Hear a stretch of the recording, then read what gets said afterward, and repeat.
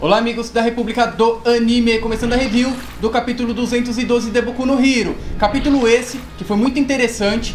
As minhas teorias se cumpriram nesse capítulo, lembrando que eu fiz 2 vídeos fazendo teoria do que poderia acontecer com o descontrole do One for All e realmente aconteceram. Isso me deixou agradavelmente feliz. Esse capítulo saiu sem que eu esperasse. Por isso, estou fazendo a review hoje, trazendo para vocês no dia 31, em plena véspera de Ano Novo. O idiota que está trabalhando porque gosta de você que está assistindo. Eu sei que você está ansioso aí para saber tudo dos acontecimentos do capítulo. E eu vou dar um panorama geral primeiro do capítulo. Aí depois eu vou para minhas teorias, explanações sobre os acontecimentos aí em relação ao antecessor que apareceu, né, que parece o Hellboy, e também ao One for All. Então vamos desenrolar a parada a partir de agora. Quero abrir os trabalhos falando da nossa amiga Ochako Uraraka e o seu motivo por querer ser uma heroína, né, ver as pessoas felizes, que é um motivo muito nobre. Mas o que eu mais gostei foi da frase dela, né, quando um herói está sofrendo,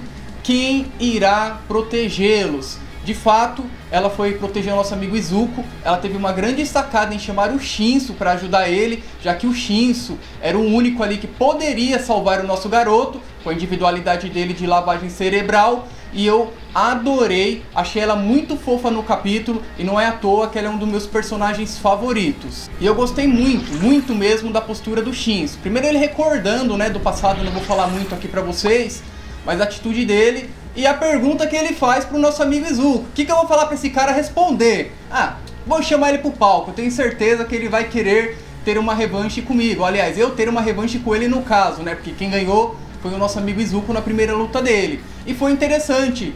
Ele... você quer lutar comigo, mano? Sim. E por causa disso, nós vimos uma das minhas teorias se cumprindo. O Shinso realmente é um grande herói, apesar de ter tudo contra ele, as pessoas terem especulado que ele tem uma individualidade apropriada, né, mais própria para vilão, e ele mostrou que apesar de ter cara de vilão, capa de vilão, ele é um grande herói, e eu acredito que ele será admitido ou na turma A ou na turma B, depois dessa atitude heróica, já que ele foi muito importante e muito vital nesse capítulo. E agora falando dos antecessores, né, no caso do antecessor que apareceu, eu disse que ele parece o Hellboy, até coloquei o título desse vídeo por causa disso, realmente é muito parecido.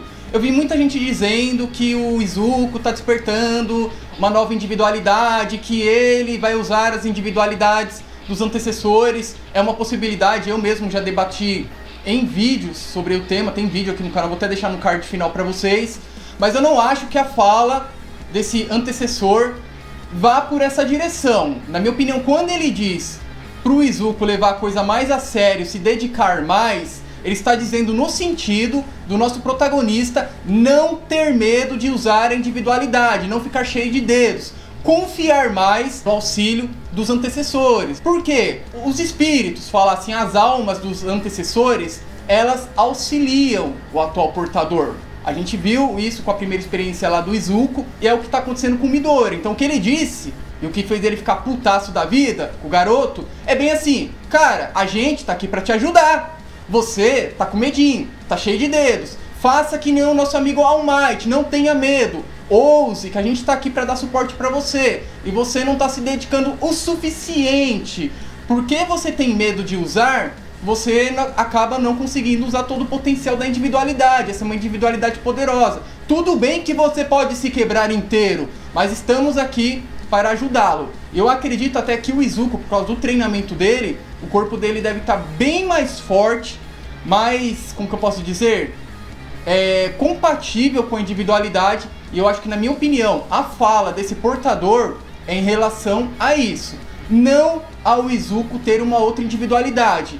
Aquela teia negra que a gente viu, parecendo uma teia de aranha, na minha opinião é um atributo da individualidade, não uma outra individualidade, já que toda vez que o Izuku ativa a individualidade, o poder mostra aquela, né, faixa negra e tal, aquele poder. Aquilo só saiu pra fora, só transbordou. Então, na minha opinião, não é uma nova individualidade, mas sim um atributo que é uma individualidade misteriosa e que a galera não conhece muito bem. Essa é a minha opinião sobre a fala antecessor. Como eu disse, eu não acho que nessa fala ele estava falando direcionado na questão da individualidade.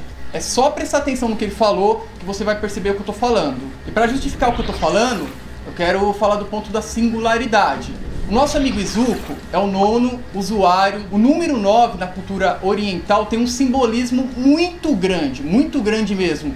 E o autor, quando ele vai fazer um mangá ou qualquer obra, o japonês de modo geral fala assim, eles levam essas coisas em consideração.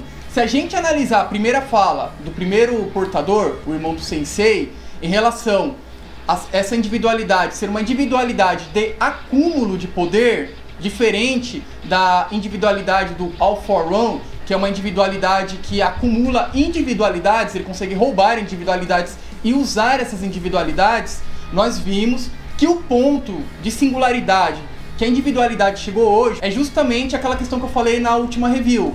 Talvez a individualidade tenha chegado no ponto ideal de poder, ou ela seja hoje totalmente compatível com o usuário, ela tenha um nível de compatibilidade muito alta com o Izuku. Lembrando que essa individualidade, um dos objetivos dela é combater o Sensei, que é o maior perigo. A gente não sabe ao certo o tamanho da influência do Sensei na sociedade ainda. Ele está preso lá em Tartarus, mas a gente não sabe o quão poderoso ele é realmente. Você pode dizer assim, André, mas ele lutou lá com o All Might e perdeu. Mas poder não se resume só a poder de luta, mas sim a influência dele de forma geral. Por esse motivo, eu acredito que, analisando a primeira fala, a relação do que está acontecendo hoje é porque a individualidade, o One for All, alcançou o nível máximo de poder, o seu potencial máximo para poder enfrentar o vilão Master aí, que é o nosso amigo Sensei. Então, na minha opinião, esse é o ponto de singularidade que a individualidade chegou hoje. Por isso que eu disse que eu não acho, pela fala do portador atual, né, que está conversando com Midoriya, que seja essa relação dele usar outras individualidades, mas sim que a individualidade alcançou seu potencial máximo nesse momento.